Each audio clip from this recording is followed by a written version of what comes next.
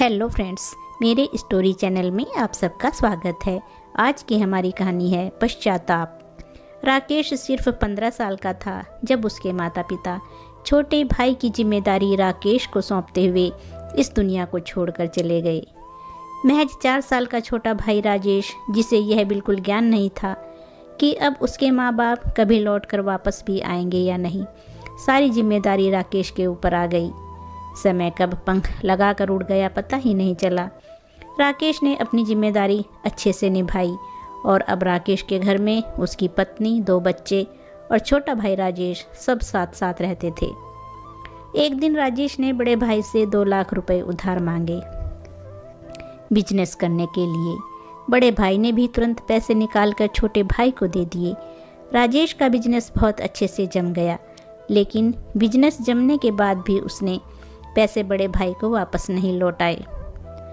राकेश के मन में भाई का बिजनेस आगे बढ़ता देख मन में न जाने कहां से जलन की भावना आ गई।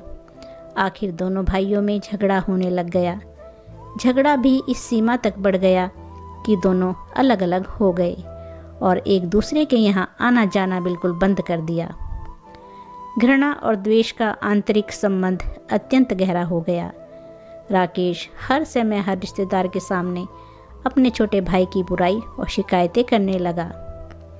लेकिन राकेश दिल का अच्छा इंसान था और ईश्वर में आस्था रखता था। उसके मन में हर समय एक बेचैनी सी रहने लगी थी।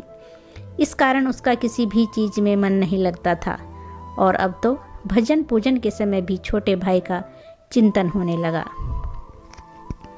मानसिक तनाव का प्रभाव तन पर भी पड़ने लगा। बेचैनी बढ़ गई, समाधान नहीं मिल रहा था। आखिर वह अपने पिताजी के बड़े भाई यानी ताऊजी के पास गया और अपनी सारी बात उनको बताई। फिर ताऊजी बोले, बेटा चिंता मत कर, तू बिल्कुल ठीक हो जाएगा। ईश्वर कृपा से सब ठीक हो जाएगा। तुम कुछ फल और मिठाइयाँ लेकर अपने छोटे भाई के यहाँ जाना और मिलते ही उससे केवल इतना कहना कि छोटे भाई, सारी भूल मुझसे ही हुई है, मुझे माफ़ कर दो। राकेश ने कहा, ताऊजी मैंने ही उसकी मदद की थी और मैं ही माफ़ी भी मांगूं? ताऊजी ने उत्तर दिया, बेटा परिवार में ऐसा कोई भी तर्क नहीं हो सकता जिसमें दोनों पक्षों की गलती ना हो। चाहे एक पक्ष की भूल 10% हो और दूसरे पक्ष की 90%, पर भूल दोनों तरफ से ही होती है। राकेश की समझ में कुछ नहीं आ रहा था। उसने कहा, ताऊजी मुझसे क्या भूल हुई? बेटा तुमने मन ही मन अपने छोटे भाई को बुरा समझा, यही है तुम्हारी पहली भूल। भाई की कामयाबी से तुमको जलन हुई, तुमने उसकी निंदा, आलोचना, तिरस्कार किया है, यह है तुम्हारी दूसरी भूल। तुम्हारे दिल में छोटे भाई के प्रति क्रोध व घृणा है, यह है तुम्हारी आखिरी भूल। अपनी इन भूलों से तुमने अपने छोटे भाई को दुख दिया है। तुम्हारा दिया दुख ही कई गुना होकर तुम्हारे पास लौट आया है। जाओ अपनी भूलों के लिए माफ़ी मांगो, नहीं तो तुम चैन से जी नहीं सकोगे और ना ही चैन से मर सकोगे। क्षमा मांगना बहुत बड़ी साधना है और तुम तो एक बहुत अच्छे साधक भी हो। राकेश की आंखें खुल गई। ताऊजी को प्रणाम करके वह छोटे भाई के घर पहुंचा। सब लोग भोजन की तैयारी में थे। उसने दरवाज़ा खटखटाया। दरवाज़ा उनके भाई राजेश के बेटे ने खोला। सामने राकेश को देखकर वह खुशी से झूमकर जोर जोर से चिल्लाने लगा, मम्मी पापा देखो कौन आए हैं, बड़े पापा जी आए हैं। राजेश और उनकी पत्नी ने दरवाजे की तरफ देखा तो सोचा, कहीं हम सपना तो नहीं देख रहे हैं। छोटा भाई खुशी से पुलकित हो उठा, आंखों में आंसू भर गए। पूरे 10 साल के बाद आज बड़े भैया घर आए। प्रेम से गला रूंध गया, कुछ ना बोल सका। राकेश ने फल व मिठाइयाँ टेबल पर रखी और दोनों हाथ जोड़कर छोटे भाई को कहा, भाई सारी भूल मुझसे हुई है, मुझे माफ़ कर दो। माफ़ शब्द निकलते ही उनके हृदय का प्रेम आंसू बनकर बहने लगा। छोटा भाई उनके चरणों में गिर गया और अपनी भूल के लिए रो रो कर माफ़ी मांगने लगा। क्षमा और प्रेम का अथाह सागर फूट पड़ा। सब शांत और चुप थे। सबकी आंखों से आंसू बहने लगे।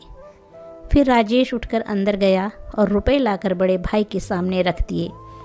बड़े भाई ने कहा, छोटे, आज मैं इन पैसों को मांगने या लेने के लिए नहीं आया हूँ।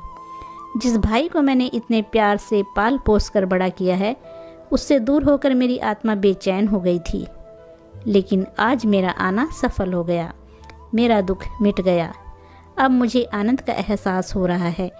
छोटे भाई राजेश ने कहा, भैया, जब तक आप यह रुपए नहीं लेंगे तब तक मेरे मन का बोझ नहीं मिटेगा।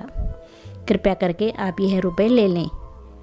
राकेश ने छोटे भाई से रुपए ले लिए और अपनी इच्छा अनुसार राजेश की पत्नी और बच्चों में बांट दिए। फिर सब मिलकर कार में बैठे और घर पहुँचे। 10 वर्ष बाद पूरे परिवार का मिलन हुआ तो ऐसा लग रहा था कि मानो सारी जहाँ की खुशियाँ उनके घर पहुँच गई हों।